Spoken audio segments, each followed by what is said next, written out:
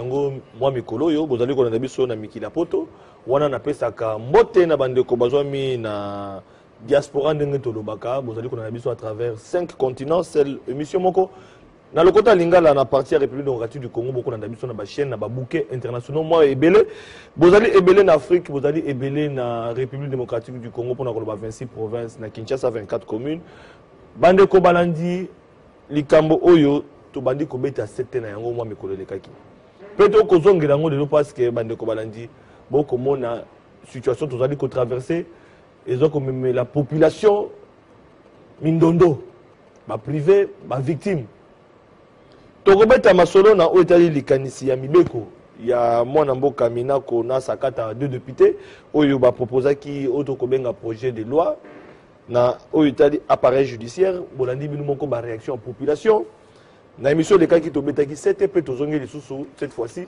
pona koluka ko pesa kimia ko proposer kimia po ete ezala na bayi politique ezala na bayi population batambola na ndenga kotosa mibeko tolandaki mokonza mboka Félix Tshisekedi Tshilombo alekaki na ko condamner ba acte wana tolandaki na ngambo mosusu bayi politique lokola na ngambo ya FCC bango pe ba condamnaki coordonnateur na bango pa condamnaki tolandaki na ngambo ya PPRD ba condamnaki tolandi pe bayi politique bandeko bele ba condamnaki mais tokobeta 7 na oyo komelaki confrère journaliste DG ya Télé 50 mwana mboka cha Marie Kasamba oyo komelaki pe ndeko na biso RTNC Mogisho pona koloba ete bazali ba journaliste mais victime na oyo salemaki moko lobi biso pe à travers plateau na biso zali ko déplorer ceux qui makambo ezali ba journaliste ba touchaka bango parce que ba journaliste bazali ba panzisango bazali ba politicien te oyo ezali ki likanisi ya ba député minako na mwana mboka sakata dans niveau na bango ya parlement esengelaki baninga na bango ba député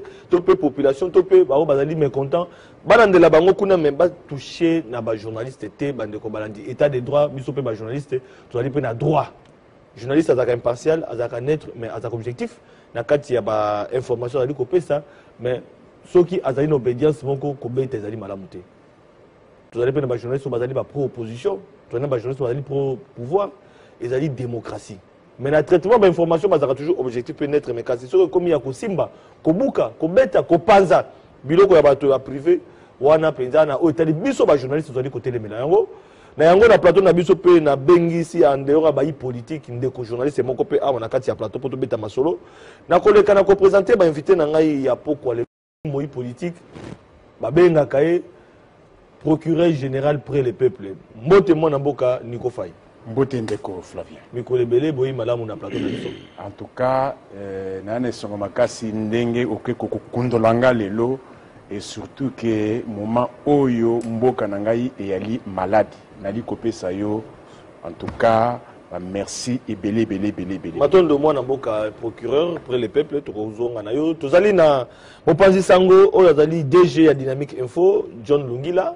On a appelé Mbote lisusu mwana mboka. Mbote ndeko Flavien, merci pour na lokasa, félicitations pour na mosala kitoko ozo osala pour na pour aider peuple à comprendre ce cela où eza koleka na kati ya mboka na PCP bandeko o na zali na bango na plateau na yo pour na masolo ya lelo.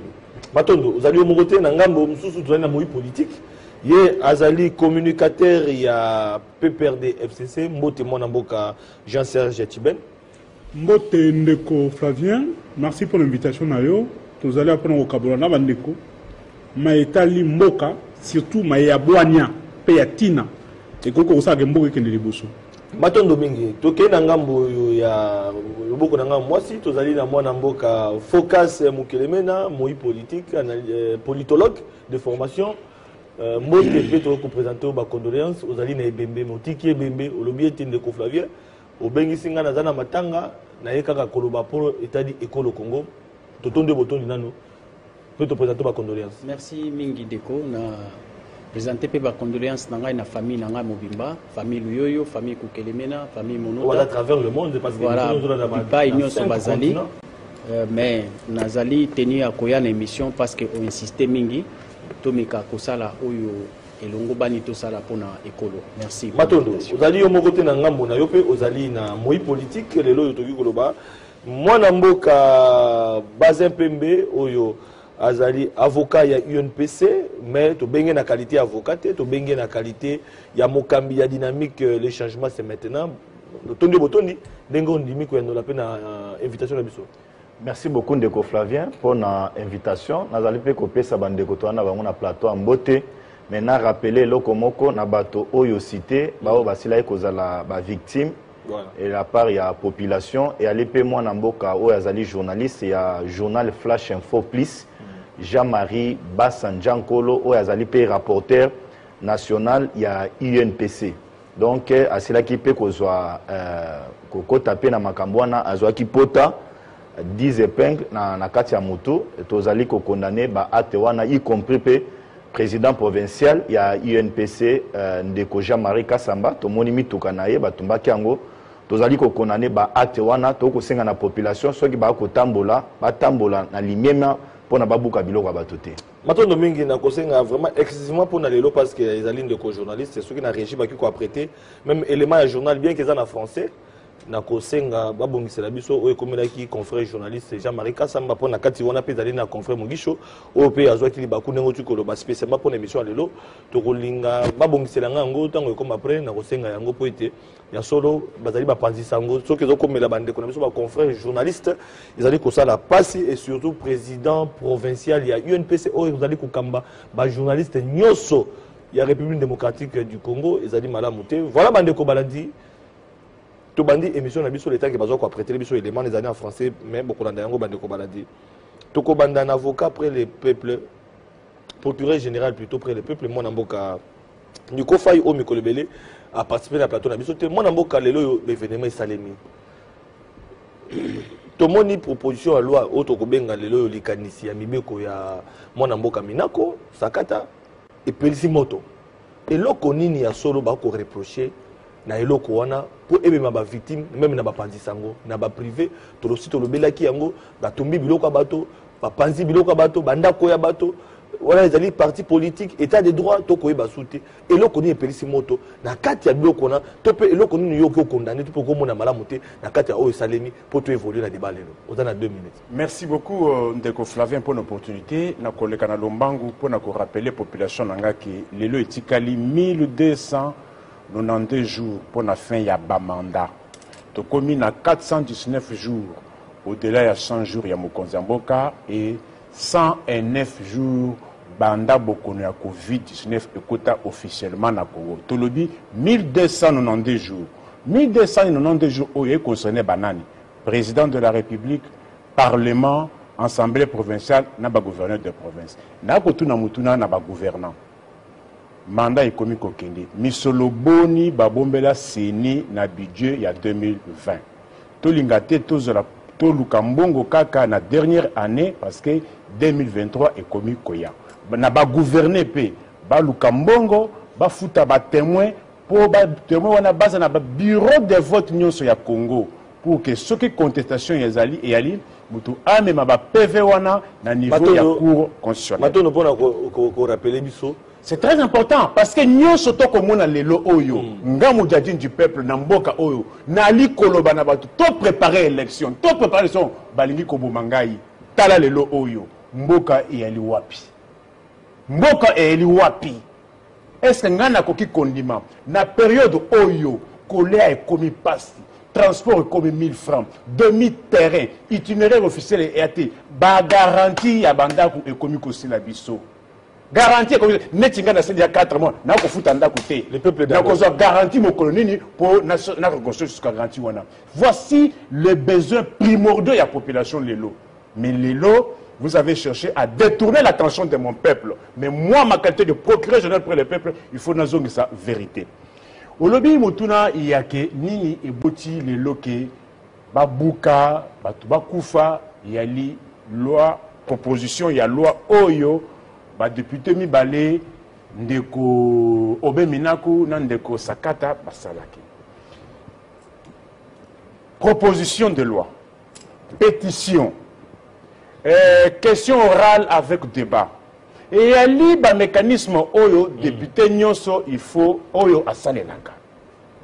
Na ali ko appuyer te, na ali pe ko condamner te. Mais dès lors que c'est constitutionnel que député a koki ko proposer loi qui proposé. Mais moi je pense que non, il y a un problème il y a l'okutana overdose. pour nuire. D'abord, ndenge toi na plateau, na ba téléspectateur ba kolanda biso. Ba déjà que le ministre de la Justice yende a une autorité sur le parquet. Ba déjà wana. Azanango déjà. Azanango déjà. Boche tembe ngana yeka pona ko pamba te. La loi portant organisation et fonctionnement de fonctionnement judiciaire. Loi wana et il y a 11 avril 2013. Et il y a article 70. Il y a loi portant au FCJ. Article 70. Et le les officiers du ministère public sont placés sous l'autorité du ministre ayant la justice dans ses attributions. Donc, ça existe déjà. Donc, le ministre de la Justice a une autorité sur le parquet. Le parquet nyonso. Mais il y a pouvoir, il y a injonction. Ministre de la Justice a copié le procureur. Il y a cassation, il y a procureur, il y a cour constitutionnelle, il y a près le parquet, près le cour d'appel, il y a TG, il y a PGI, nyonso wana. Ministre de la Justice a copié sa injonction. Mais à koki kokota na instruction T. Ah. À quoi c'est injonction c'est-à-dire ndenge magistrat Sami Sakawana que a tout na magistrat font ya parce que phase wana c'est supposé que ça ils a secrète. À koki kopé cette injonction mais à koki kokota na muzindo ya parce que on était la cause. Peut-être pour la qui surprise. Ce n'est pas une surprise, ce n'est pas une nouveauté. Merci beaucoup. Mais néanmoins, voilà. Peut-être comme on a cherché à renforcer le pouvoir où il y a ministre et la justice, il y a peut-être et comme ici dans ma cabinet. Député qui a proposé il a raison à Bango, manifestant il a raison à Bango. Mais le problème s'est posé à quel niveau? Les problèmes s'est posé au niveau, il y a encadrement. Merci beaucoup. Voilà. La régie, il élément où il y a journaliste qui est victime. Et bon, pour tous les avocats, il y a UNPC, il y a des compatir. Et on a besoin pour tout taper dans Mozindo émission. Tout le monde a bokébi.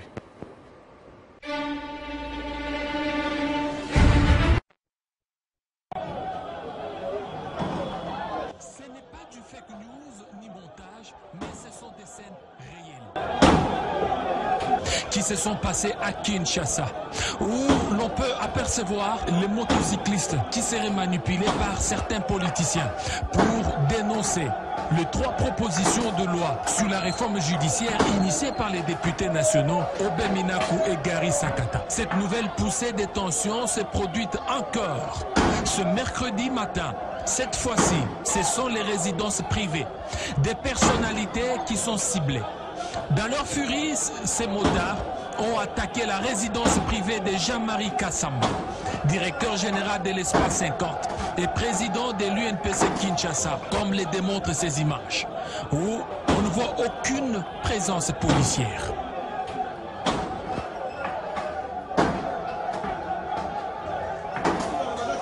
Après l'attaque de la résidence de Jean-Marie Kassamba, les combattants se sont dirigés vers la salle de fête qui appartiendrait à l'ancien gouverneur de Kinshasa, André Kimbuta.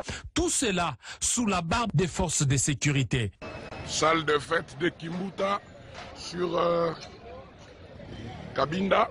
Au regard de tout ce qui se passe, plusieurs observateurs et internautes se sont posé beaucoup de questions. De savoir où serait passé le concept d'état de droit, quand on sait que cela exige la tolérance et le principe du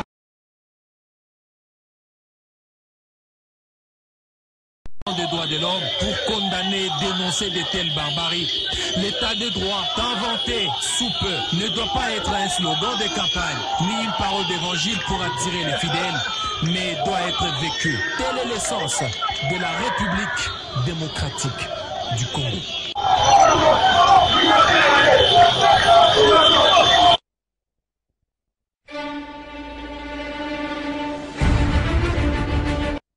Voilà, merci beaucoup la réalisation. Voilà, avocat et UNPC. La 4e élément, au moni bande de journalistes va toucher. Mogisho aza touché moi mboka Jean-Marie Kassamba aza touché moi maloba pona yo. Bon, na silaki ko condamné déjà acte wana et puis j'ai vu président Kassongo Chilonde asilaki ko signer communiqué azo rappeler que ba responsabilité sengeli za la établie bazo prévoir ko saisir ba instance judiciaire pour été ba o bazaki ba responsable ba répondre devant ba fait na bango tozali lisusu ko condamné ba acte wana et ali malamu te population tangwa ko tamboleza droit na ye mais Sengelinde a respecté pe biloko ya batu. C'est ce qui est important. Voilà. Alors maintenant sikoyo nakati ya makambo eleki. Eloko nini ya mabe ezali nakati ya makanisi ya Minako na sakata tango ba proposer na parlement au lieu débat ils na parlement elongo e komi na population ba bandi ko beta même ba politique ko beta population ko buka biloko batu. Mutuna nange kozala eloko ni zali ko déranger. Merci beaucoup Ndeko Flavien. Nalingi na rappeler na opinion na bandeko ba kolanda biso ke na yo kindeko atangi disposition moko légale atangi article 70. Nazali ko rappeler que depuis le 15 avril 2020 Ndeko Célestin Tunda ya Kasende ministre ya justice asila ko saisir cour constitutionnelle cour conseil d'état pour na ba analyser disposition légale wana parce que bandako prêter confusion. Mais Conseil d'État depuis lobby a rendre déjà arrêt na yango pour na kolobete ministre ya justice ala na autorité sur ba ministre ba pesi déjà ningisa na yango ala autorité donc ba si ba répondre ye ko sengeli atanga aolia c'est ça la ba confusion belé mais na ya na il n'a plus l'autorité sur quoi?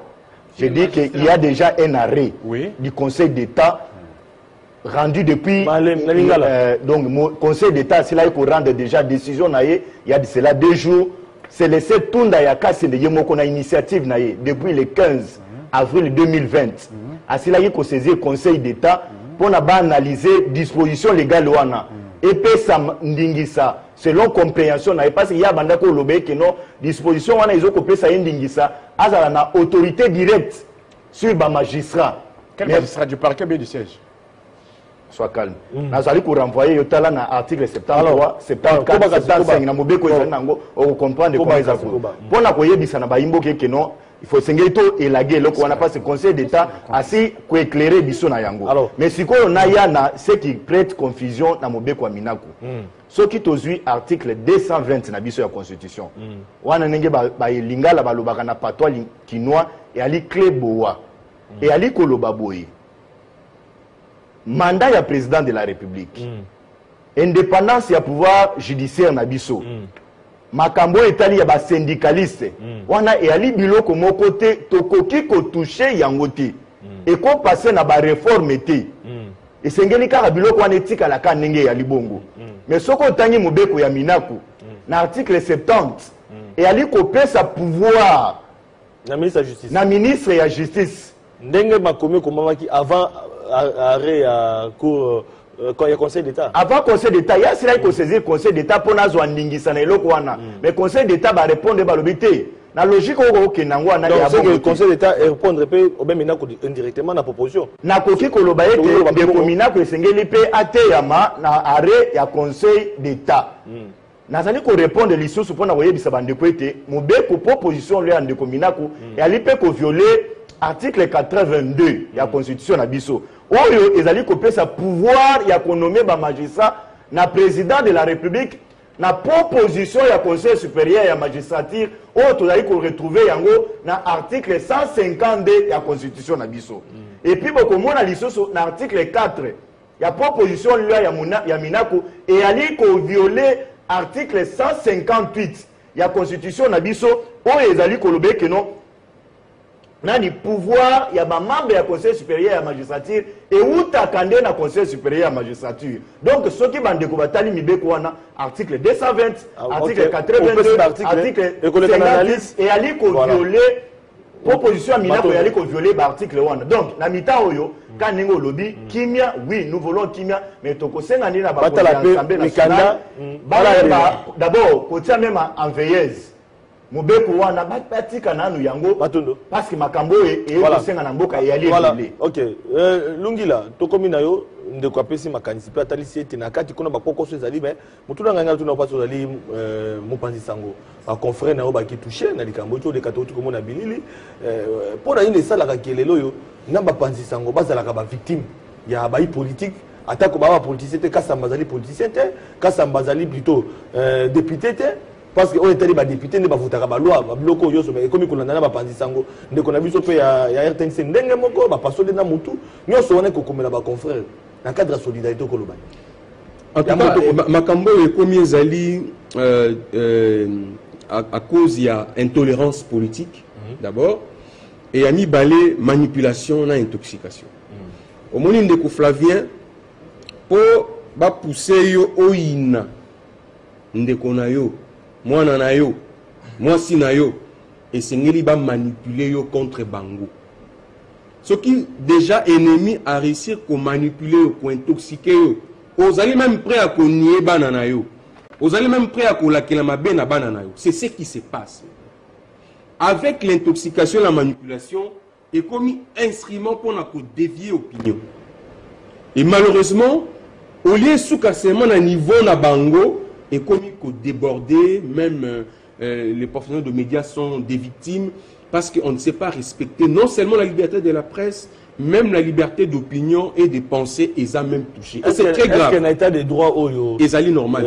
Mon konzambo ka Félix Tshisekedi à côté les méatomoni les loyo ba procès ko kende on ko appelle que non justice au sala. Est-ce que ba journaliste peut avoir un droit de protection dans cadre état de droit? Mais oui parmi ba piliers état de droit. Ezali entre autres pour garantir liberté à presse.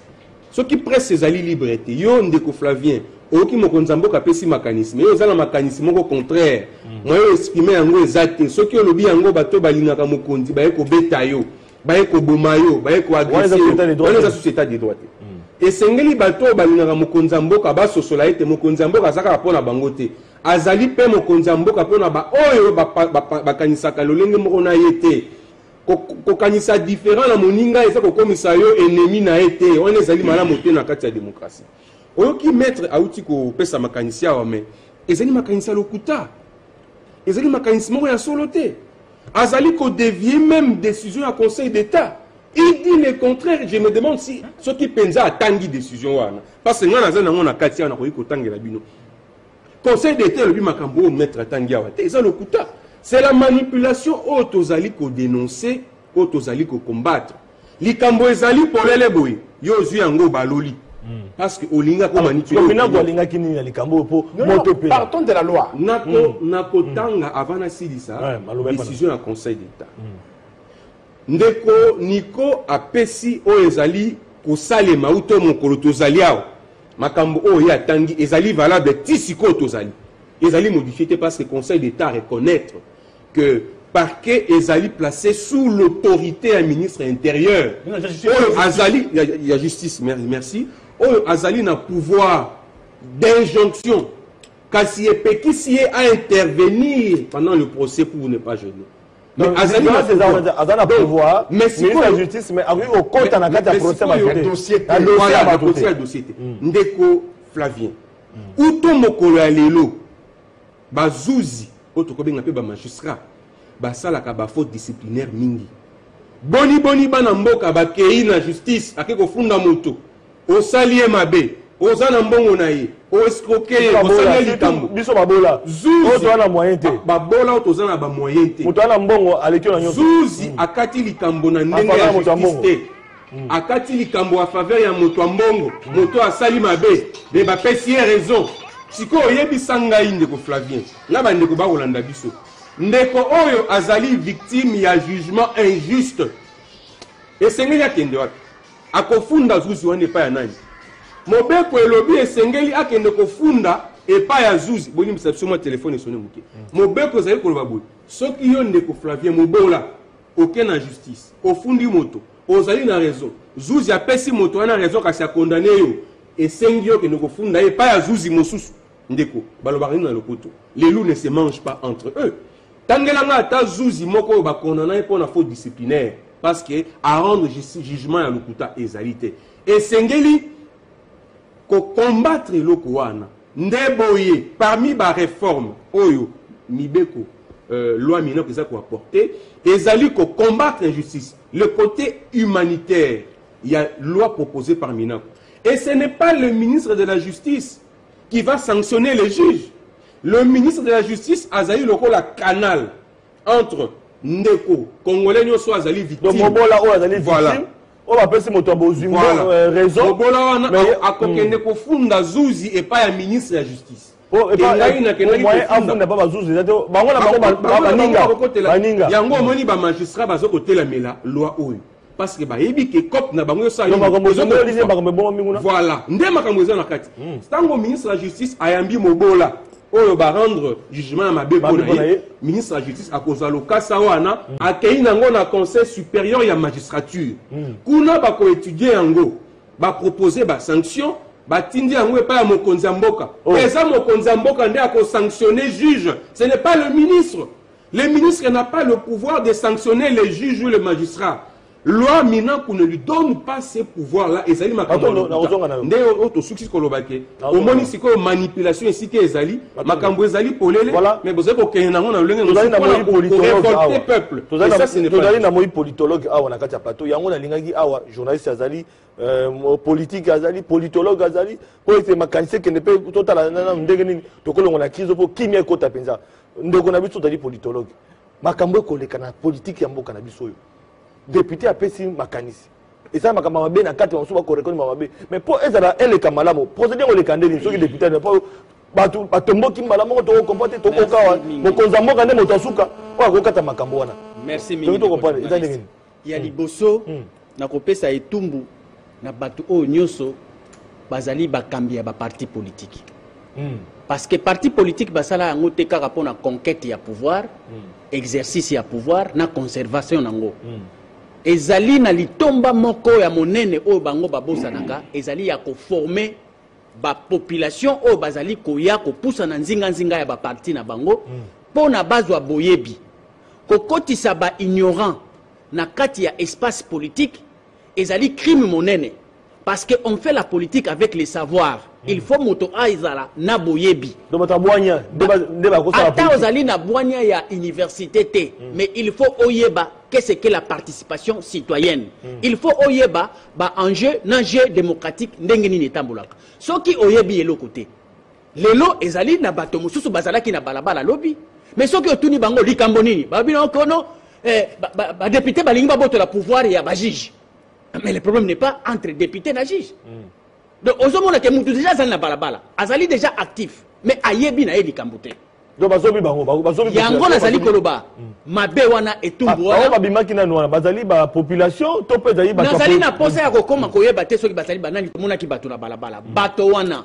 Bazali nzinga ya ba parti politique. Esengeli na ba parti politique. Basala o ba bengaka socialisation pona ba citoyen o bazali koya. Mais yami bale. Bayi politique. Na yoki bandeko na ngai babimisi ba mayele. Awa. Mais likambo nyonso oyo ekoki kosalema na mboka balobaka soki moto na politiki alingi kosala likambo na ye ezala ya mabe to ya malamu azali kotanga kaka na katikati ya banzela ya mibeko babimelaka kaka wana. Ils lisent entre les lignes des dispositions constitutionnelles et dispositions des lois. Mayele na bango bimaka na katikati wana batali fait sur le terrain batali ba disposition balukinzela nini ya kobimisa bonya na bango po ba atteindre ba objectif na bango. Ya liboso soki tokei ko manyola malamu kotala urgence l'objet de cette loi na période haute aux aline ekolo. Qu'est-ce qui a dirigeant? Parce que balobi banzuzi bazali ko sambisa bato malamu te. Tangu bako kende ko funde pa nzuzi mususu nzuzi wana alingate alia moninga na ye. Est-ce que réalité wana par rapport ya ba réalité mususu urgence ezali entre loi ya seni loi sur l'agriculture na loi oyo ya minako urgence ezali ngambo nini parce que population mobimba lelo ezali na nzala mosala ezali te pona nini tokobimisa mayele te na contexte actuel po urgence na biso ezala nanu wana kolia ya population to uti na covid bamboka nyonso milongo nyonso ezali ko réfléchir comment sortir du Covid et puis bicolo et que non mais là c'est la situation de mais oui la préoccupation mais célérité à loi wana célérité à loi wana comment ekoki koleka na vitesse ya ndengwana ba loi o yango ekutaki na mesa evanda ezela ba loi par exemple oyo mususu to tanga awa ya seni o eza urgence zo boncha maponomi ya 2023 ti lelo esalemi na nuté pourquoi oyo ezui vitesse lokola dossier il y a 100 jours oyo babengaki na téléphone na mukolo moko dossier lungwe na ministre ya finance et kei na banque ba futi pe kaka le même jour aujourd'hui on que ça ka ba mayele moko c'est pourquoi je dis ceci il est vrai nous pouvons dire que te condamner ba acte wana ya bakobuka ya kosala désordre mais ici nous devons interpeller ba dirigeant na biso ba dirigeant na biso nde bazali ko se rendre compte de la réalité en face c'est quoi. Aujourd'hui, nous sommes devant une réalité que il y a une majorité, Nakati Assemblée, mais qui se retrouve devant une majorité populaire qu'ils n'ont pas. C'est-à-dire que vous trouvez une majorité institutionnelle qui n'a pas de majorité populaire. Rupture chez Salemi. Bakonzi Bakade Batikali na majorité, na pouvoir. Balabala et Kolo Mobimba, ezali na opposition, ezali na nzela, pona nini? Tina ya nzala.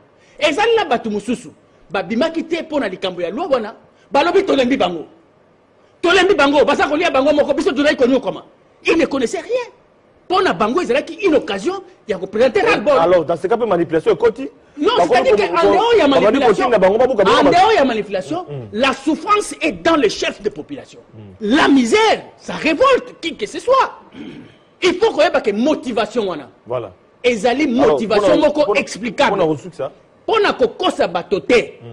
Moi je pense que en termes d'opportunité et d'urgence, je ne crois pas que dans toutes les lois qui sont sur la table du bureau, la loi qui est l'urgence, c'est cette loi. D'accord. Motivation nini. Entre-temps, au même moment, pendant que bazoko fustigé, kanyaka oyo ba juge bazali kozwa pona kosala mbilinga mbilinga. Mais quelle est la loi qui a l'urgence pona ko bomba pe kanyaka oba politicien bazali kosala ya koyiba ba millions et belé belé. Voilà. Pourquoi pas une loi qui empêcherait aussi les politiques pour que basala telo le bazali kosala. Ba pimela ba magistrat ba yiba te bangonde ba yiba. Moi qui na moni penza ozali na chaleur. Chaleur ya balabala te liboso ya plateau. Maton Domingue. Merci. Ça c'est moi Namboka Focus Mukelemena donc politologue. Moi Namboka communicateur FCC cash. Toloki. Bande ko communicateur a PPRD balobi. Tolandi ya FCC Mulania alobi tolandi ya PPRD moi Namboka nani edengai parce que comme kimi Shadari OP azaki victime on dirait acharnement kanda expression populaire oyo bino mane ko FCC boko mona bolobi bonu ezali démocratie bon mais ça n'a qu'un côté beaucoup comme ça la démocratie siko Ndeko Flavien eza mawa na pasi na kozongi sa ona na ciment pona koloba eza expression populaire te ezali expression ya IDPS parce que ezalaki procédure moko ciblée ya bato bango batiaki déjà na ba calendrier na bango po ba bebisa batumba basala maye o ezaya mabe mais nous que ça nga passe na lingaki mingi lelo ndeko nga politologue on a lingaka mingi focus to lobela mibeko état de droit est comme une nzembo net une église mais la plupart des bateaux bazoye banzembo état de droit lingi ko lebate état de droit lingi nini état de droit ezali mise en pratique ya ba texte to ya mibeko ya l'état état de droit ezali respect ya moto état de droit lingi tolérance nga nazali moto ya PPRD ezali choix politique na ngai respecter nga na choix wana état de droit lingi koloba moto na moto aye basika ba devoir na ye na ba droit na esi esuki okokota na nzela ya moto mosusu te état de droit lingi koloba tika député asala mosala na ye nayebisaki yo awa ke député azali mosala misatu to mibale mais mosala ya yambo mobeko li kunzi to une constitution pe ça député ezali ko sala mibeko wana mosala liboso mosala ya bibale ezali ko contrôler pouvoir exécutif et puis ba mususu wana eza mayeko ya sima mais ndeko minako asali mosala na ye ya député on est loko liboso c'est-à-dire azali na kati ya nzela ya état de droit et gens sango nini batuni wana eza problème mususu parce que na kati ya débat état de droit respect ya ba principe ezala respecter ezala na forme ezala na fond bandeko na nga ba lobby ndeko jono ngira lobe nango tozali na schéma moko ya diabolisation et intoxication contre un camp politique contre un homme Joseph Kabila toyebi yango. On veut absolument diaboliser Kabila et ses hommes. Bangonde banduki. Bangonde babebisi. Bangonde miyipi. Mais les autres comment? Kabila n'est plus chef de l'État. Combien de personnes détournent l'argent de la présidence? Naba ministère, Togi Mamanzela, Togi Mamambouya, Kabila, c'est lui qui gère. Ce sont le collaborateur de Kabila qui viole le principe sacro-saint. Il n'y a pas ça sur le marché. Ce sont des collaborateurs à Kabila qui détournent l'argent de l'État. Parce que les bateaux bazo kambalelo. Et les noms kolobatini. Maintenant quoi ça les propositions il y a loi. Proposition na eligné landa circuit normal. Et ça ni loi et voilà. C'est ça la grande question aux populations. La population de Libungi. Nous tous sommes une proposition à loi. Député, et qu'on ait batali proposition, nous sommes recevables. Ce qui est recevable, bah côté nous avons la commission spécialisée. Nous avons une commission PAJ.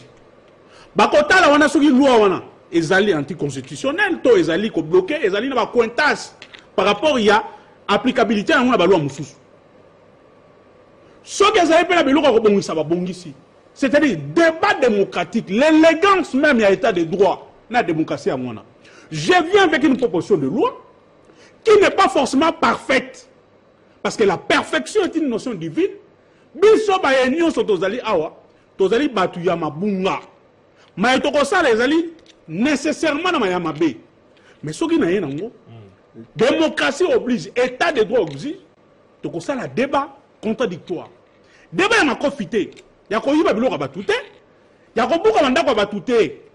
Ngana zali moto ya IDPS, proposition outi na PPRD, to kondongwa na l'Assemblée nationale. Nabite ndeko minako. Mobeko yerango, voici awa isika awa un article tel. Ils ont vu la constitution, to esprit à constitution, to esprit à loi boye. To ko discuter. Nasuka na yango. S'il y a des choses à rectifier, il faut rectifier. Après, qui est collègue. Ce qui est le Sénat, il faut vérifier, il faut rectifier ce qui a rectifié. Ce n'est pas là. Ce n'est pas ça la commission. Loi est la Cour constitutionnelle. Est-ce que mon peuple est conforme l'esprit à la Constitution? Est-ce qu'il est conforme à la loi ou ton Nibeko Moussou Dinganzina? Nasuka non ezali na tata mokonzi akocha mokolo to na mobeko wana pour que moboko ekota en vigueur. Mais ici c'est autre chose. Mais ce qu'on prend en ligne c'est diabolisation principe oyo otalisi biso ba militant ba parti ba ibi ça la bon ba yeba kité ba yebité problème ezaki awa les militants yango na ba foule les en raisonnement. C'est-à-dire ils ont été induits en erreur. So kobeta ba leader na bango kobeta ba journaliste pour ngana kolobela bandeko na biso ba journaliste pour nana ka plateau biso ba journaliste yango na yebiso kobeta ba journaliste nyonso wana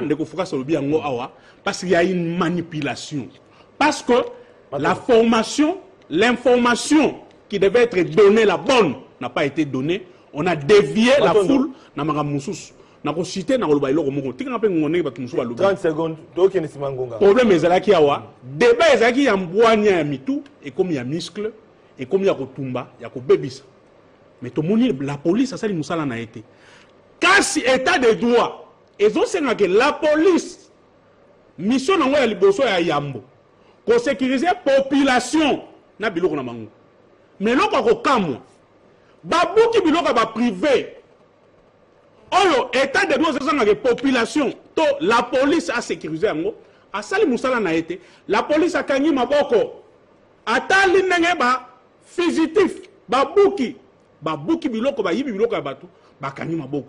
Nous disons que la police a failli na mission na ye ambo o ba sali lango Matondo et justice il faut tirer les conséquences. Merci beaucoup. Vraiment, en tout cas, l'article dans une taille en coloba. Premier tour de table, plus de 5 minutes chacun. Pour consommer déjà 40 minutes. Dans l'émission, pourtant que nous n'avons que 60 minutes. Donc nous avons encore notre minute à gérer, à bien gérer dans toute la montre. Si on a mis 2 minutes, nous allons construire quelque chose. Parce que tant qu'on a robot la maloba, et comme il y a collé là. Nous avons fait yoki batindeko sur balobi. Yambola to mutuna nangai. Vous appelez à 2 minutes. Il y a qu'on répond de bandeko. Vous savez, Ndeko, je suis abasourdi. Oh, c'est-à-dire, je suis dépassé. Oh, de propos. Ndeko Baza Ali Koloba. Oh. Lelo Oyo, il est avocat. Nathan Nangai, avant Gana Loba, n'a consacré Tananga, na lecture. Il y a loi. Il est, en plus, dans ses habitudes, d'évoquer des dispositions sur les plateaux, mais il ment souvent sur ces dispositions. Je vous les lis in extenso. La disposition est évoquée. Article 71-72. C'est la loi. À quoi dans ses habitudes, dans ses mensonges légendaires. Moi, personnellement, je vous donne mon avis. Je ne suis pas d'accord naba ajout Oyo. Basalaki na loi wana. Ça c'est mon avis. Donc loi Mina, s'il vous plaît, écoutez, moi personnellement, je ne suis pas d'accord naba ajout.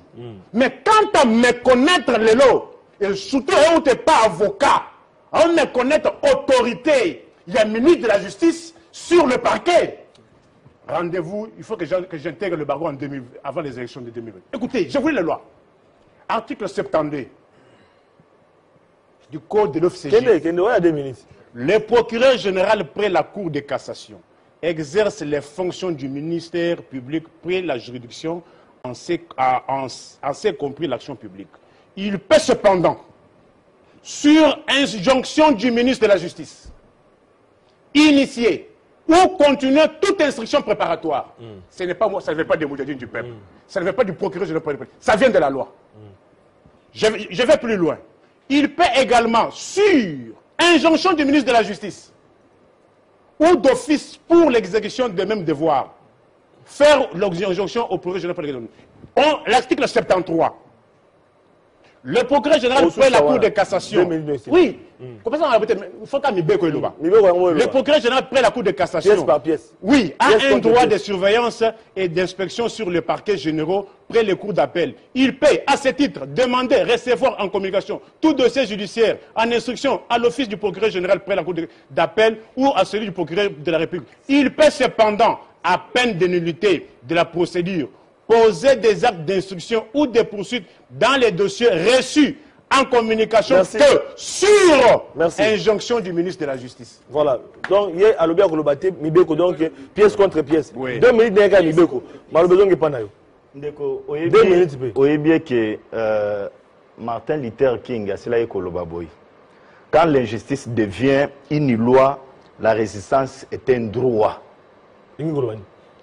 Donc, ce qui est injustice et communauté et loko, il y a malongé pas bato musoso.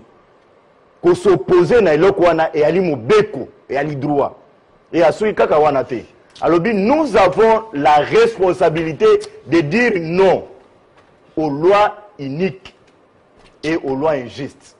Na ina yebisa ndoko John Lungila. Ah, Lungila. Ah, on a plateau na ye na casquette ya avocat. Mais tu as posé une question très importante. Les lots n'engagent pas journalistes, les lots na Congo ba ko sala musala. Journalistes les lots na Congo, vous allez m'excuser, j'assiste les journalistes à chaque fois, mais nous avons un problème. Il y a pas tendance couleur politique. Un bon journaliste est celui qui n'a ni ami ni ennemi, mais ana musala na ye, ne passion na ye. Mais les lots na Congo c'est depuis le cas. Ninga boyana tendance na ye ozo ka déjà biloko ko bimana kati na ye donc ana tendance politique na ye mais yebisanga population a kolanda biso ya mutu ya nini ya kotirer pa na ye journaliste so ya na casquette politique na soki kaka wana de na répondre ye alobi na kosi na mobeko na arrêt ya conseil d'état on a pesi mais nazo renvoyer ceux qui a na arrêt atanga na page 12 m'excuse il y a un appel na longolango pour na tanga arrêt à côté na page 12 et lobi boy s'agissant du pouvoir disciplinaire je n'ai pas le temps oui au boto langai na osenga ikaka tanga peut-être celui-là le temps il va nous les dire téléspectateurs attendent on a koyebisa ndeko voilà c'est clair Lungila c'est clair ndeko na lobi boye ndeko tunda ya Kasende na date ya le 15 avril 2020 ye moko a saisir conseil d'état pour na epesa yeboya na eloko wana na article 70 conseil d'état va pesa réponse ba lobi nenge yo zali ko croire wana na requête na yo ya libongo te pour na ko répondre na ndikofali tu sais c'est important de brandir la loi nana lobaka kaka lisu na lobaka ce n'est pas ya malamu te tango kokini na victoire basaleli yo photocopie ça ilanga photocopie ya mobeko ndo yebi contenu ya mobeko na ko yebisa ye dossier nyonso tu ya parquet ya ka dossier ya procureur après la cour de cassation ya ka dossier ya ministre ya justice était ya ka dossier ya procureur après la cour qu'est-ce que comme tout le plateau non c'est pas correct on veut éduquer les gens non hein ok 30 secondes émission on est souka bon aza calme na protéger yango wana nde balobi lorsqu'on parle de demande en communication mais na loi ya minaku bakolo babongo te que procureur général pour la cour de cassation ana ndingisa te ya kosenga dossier en communication et ali apanage ya ministre ya justice attends l'article 4 ya proposition Lungila venons pas avec les invocations bon 2 minutes émission on est souka ndeko Flavien na ina senga maître avocat soki azali na ba réponse ko sala ngai individuellement akanga motema souffrir aussi sa émission tu vas me le dire à côté ici on est venu parler du pays ici je suis pas venu parler de moi je m'incline à ça et de ce que je fais et donc ne passez pas par moi pour me répondre moi il faut me répondre par argument on vous a dit pièce contre pièce Abouki Lokuta Sonia Lokuta yezaki caméra ezo filmer micro ezo makambazo vous voyez au moment de décision à conseil d'état nazo ko ya kaka wana pona ça veut dire totanga au moment totanga ka mibeko ba texte haka mingi vu ceci il faut commencer par tout ce qui précède faut entrer là-bas na memie na page 13 conseil d'état de ce qui précède, le Conseil d'État émet l'avis ci-après. Le parquet est un service judiciaire créé par la loi. Il est rattaché aux cours et des tribunaux. Je viens au deuxième point. Le parquet exerce les missions, on rappelle les missions du parquet. Je viens au troisième point. Le parquet est placé sous l'autorité du ministre de la Justice qui exerce le pouvoir d'injonction. Ça veut dire quoi? Les conseils de rejoindre Nikoté, rejoindre Nibeko, il y a le but que Nibeko est Zakasouté. Conseil d'État est péci à vie et reconnaître que le parquet est sous l'autorité du ministre de la Justice. Mais cependant, des Flavien, il y a des faiblesses. Vous vous rendez compte même de l'urgence de cette loi. Parce que tant que se mettre d'accord. Comment les choses doivent se passer. On se contribue. Donc, il faut absolument qu'on trouve une solution. S'il vous plaît. On peut mettre Bisso d'accord. On ne peut pas accepter Naï Congolais, Mobola, Naï na justice, rendre la justice na nenge ya mabe, na kofunda mutuane pa ya nani. Nani na kokote la ngai. Faut que Mobeko lobby et sengeli kaka bandeko na ye bazuzi nde ba sanctionner, ba ko sanctionner ata mokolo moko te. Voilà pourquoi akanisa ki ba akanisi babola alobi boye na kati ya Mobeko azali ko poser et sengeli ministre de la justice azala lokola canal azala lokola boîte moko boye soki muto nyonso azali victime ya mauvais jugement azala saisi. Et c'est bien défini ici.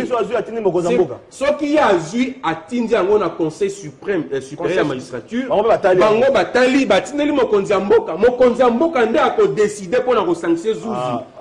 vérité yango wana. Le contraire ezali manipulation, voilà. ezali intoxication, Voilà. ezali lokuta, ezali pas si peu ndeko sali otangi mibeko mais mibeko c'est très grave. Ça sonde. Nazoka malini nazoka malini botika minute ya mwana mboka nazoka malini pas maloba te. botika maloba oui focus naza jaloux nango na makambo ebela 2 minutes na yo batela yango. Il faut toyeba likambo oyo babengaka contextualisation. Parce que vous ne pouvez pas faire une politique pour les gens sans que vous contextualisez. Parce que gouverner, c'est cela. C'est voir les besoins qui se présentent sur le terrain et donner les remèdes, les solutions efficaces pour que ba éradiquer. Dans la logique, il y a ndeko lungila. Réforme elingi kolobadini, ko améliorer, ko bongisa, ko rendre meilleur. Argument oyo yebake na sina loba yango awa. Soki omoni batu baza kozwa argument moko batie yango na kata contexte yebake argument na ezali prétexte. Or prétexte ezali une ouverture nuisible. On a idéologie là. Voilà, ça, non, indiscutable. Voilà. Dans la science, c'est indiscutable. Alors, qu'est-ce qu'il faut regarder? Parce qu'ils veulent rendre la justice meilleure. Nakata réforme aussi au monde ici Kamoko va souligner l'amélioration des conditions de vie et du travail des magistrats. Parce que c'est cela aussi. Magistrat peut réclamer droit là-bas. Voilà, c'est cela aussi. C'est ça aussi la meilleure des réformes pour un rendement. Il y a magistrat. Mais, Nakati réforme. Voilà, par exemple, c'est pourquoi j'ai dit que Ngana Sengi Yango. Ce qui va parce que Nazali politologue Yamboka, on a une université pour nous. Merci pour la proposition. Réforme amélioration des conditions de vie et du travail des magistrats. Un élément pour la production. Yami Balé. Il faut que ce qui ne Kolungila, Azali ko démontrer que pour naïe, urgence ezali to débattre sur cette loi pour que les magistrats oyo baza ko permettre que justice c'est la bien bazali ko lia ba droit ya batu babola pona ba riche mais nazali ko tuna azali ko sanga ke ba pesa yango e pa ya ministre ya justice. Est-ce que ministre ya justice na ba compétence na ye ya ki ministre oyo azala nango to ba ministre o misusu? Est-ce que bazali ko rendre service oyo mibeko esengeli pour rendre convenablement la population? C'est ça le problème. Ils doivent nous dire pourquoi Bango Baza Kolinga ba Mekapongisa justice mais Bango o Bazali na service ya kopé sa batu meilleure vue ya kopé sa batu koli ya komela Baza kosala yango te. J'achète tu même message pas na émission Siri 2 minutes. Ndeko Flavien au moni que à travers débat ne mayele na bwani bima au moins qu'il y a intoxication à bazin oh allié sous-traitance il y a eu des pèses au moins est-ce que bakangi yango mibeko ebimi pona koloba nini c'est-à-dire débat ya bwanya makambo ya bwanya botika mi vous en avez 2 minutes hein toye awa basengi opportunité zali ndekolungila lobi yango. Combien de magistrats? Je suis libre de citer l'émission à la ligne.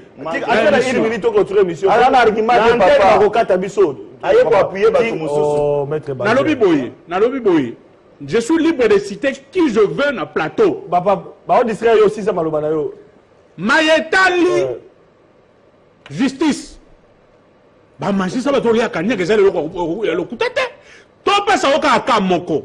Les politiques bakuluna abomi mutu ayebelo mutu ok kana ka oka na parquet pas magistrat bimisi apesi kanyaka mosolo na ba politique na magistrat banani bayiba mingi otika nona banani bazo yiba mingi c'est ça le débat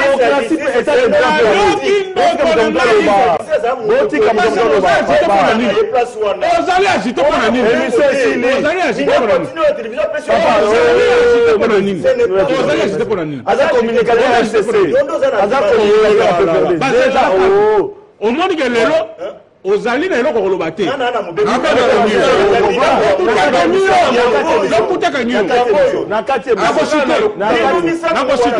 nakosite proposition ne focus à Vous déranger à regarder sur la plateau. Au moins que focus azali mutu abwania.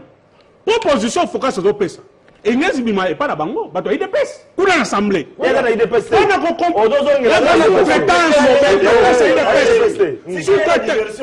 sous-traitance IDPS. Merci beaucoup. Proposition pesi, il fallait ne bango IDPS pas pesa pour la compléter pour na baki sa mobeko. Voilà. Mais tellement bazali na makanicité, bwania zalité, bango bwania na moza ko buga na ko yiba. Et là ba suka na webisa ne ko focus. Sukisa. Na ko sukisa.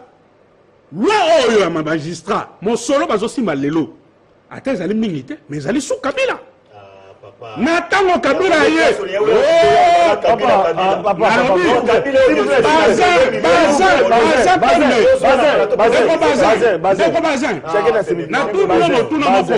Nous libre, s'il vous plaît. Je vais clore mes propos par là. Nous libre, s'il vous plaît. Bazin, au moins que tu respectes la téléspectateur. Il y a des milliers à travers le monde. Avant que Kabila arrive au pouvoir, magistrat ça va toucher combien? Nana Matisi ça va magistrat. Si ce n'est pas Kabila.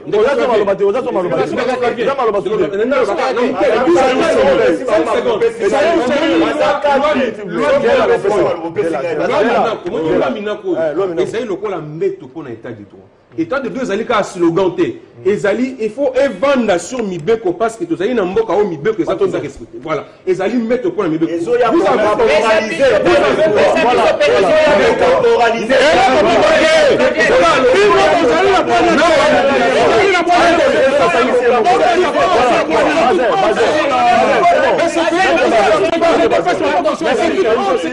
Voilà, merci beaucoup. S'il vous plaît, bon respectez. S'il vous plaît, bon respectez. Je vous rappelle encore, émission Nabino Oyo, so bozo comprendre en côté. Les émissions sur le Canada continent est belé à travers le monde, ba ko Nabino. Donc, ils ont le cas pour la chaîne, permettez-moi, ils ont une concurrence loyale. Oui, ils ont une concurrence loyale, mais mission est belé, mais mission à travers le monde. Tu respectes ta opinion, au balani banda, ba ko Nabino. Vous savez, mais qui la poto partout dans le monde, dans le Congo, en Afrique. Donc, 10 secondes peut ajouter parce que l'émission c'est n'a gardé Bino. Samedi, nous allons continuer l'émission. Samedi, nous allons continuer l'émission. Nous allons garder Bino pour atterrir en douceur la question. Voilà, Bandeko Balandi. Émission de la population, comme la Souka, donc, Nayambaki, Bandeko Minei, Nayambaki, John Lungila, DG à Dynamique Info journaliste, Focus Moukéleme, dans Moï politique, Adali politologue, Bazé Pembe, Mokambi, à Dynamique, les changements c'est maintenant, Jean-Serge Tiben, communicateur, il y a FCC, PPDP, Nico Faye, Moï politique, donc, un procureur près du peuple. Voilà, Bandeko Balandi, et Sengodaki Abisso, il y a Kobeta 7 ans, où est allé l'Ikanisi, Yamina, Kosakata, Bokabwanito, Bomoko, Yango Zaleki débat na biso, kasi na kosenga na bayi politique, bayi ba ko encadrer ba militant na bango, ba dérapage et ça mais ba toucher biloko ba touter ko beta popularité sote, ko panza biloko ba touter, bitu ka ba touter, ba ndako ba touter, surtout biso ba panzi sango, wana ezali malamu te, en tout cas tout ce qui peut état de droit et battre la biso ba journaliste na to ko sala. To ko lobin, to kutani samedi na ba invité mususu na même na bango plutôt, na même débat poto si ça émission na biso ndenge to bandaki matondomi.